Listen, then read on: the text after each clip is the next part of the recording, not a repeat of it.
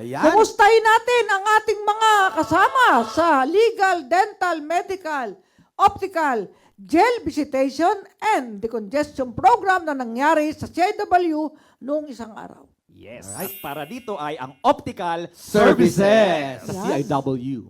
Bilang bahagi ng kanilang malasakit sa Persons Deprived of Liberty o PDLs, isinagawa ng Public Attorney's Office o PAO ang Legal, Medical, Dental at Optical Jail Visitation and Decongestion Program sa Correctional Institution for Women sa Mandaluyong City ngayong buwan ng Setyembre. Kasama rito ang libreng serbisyong optical mula sa kanilang pribadong katuwang, ang Executive Optical. Executive Optical, nandyan.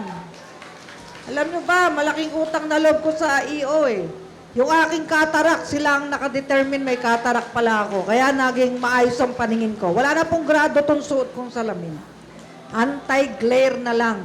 Naghandog ng libreng serbisyong optical ang EO para sa mga kababaihang PDLs. Kabilang sa mga serbisyong ito, free eye check-up, and then nagbibigay din tayo ng prescription sa mga PDL para makapagpagawa yung mga PDL natin ng salamin pag may dalaw sila. Ayon kay Ms. Rachel Anandaya, Corporate Accounts Manager ng EO, malaking tulong sa ating mga PDLs na regular na matingnan ang kalagayan ng kanilang mga mata. Actually, nakakatulong tayo sa medical mission pagdating sa eye care nila. Kasi syempre may mga PDL na may edad na, so kailangan talaga nila ng regular eye check-up. Malaking tulong din ang mga reading glasses na ipinamamahagi sa ating mga PDLs. Sa tulong din ng PAO, may mga reading glasses din po tayong pinamimigay para po matulungan sila pagdating sa pagbabasa. Maraming papasalamin dyan. Nagiging aware sila na pag may salamin pala ako, kayang-kaya ko magbasa. No? Pwede na ako mag-aral. Dagdag pa ni Ms. Rachel, isang karangalan para sa EO ang makiisa sa programa ng PAO at patuloy nilang susuportahan ang adikain nitong maghatid ng tulong medikal at legal sa mga PDLs.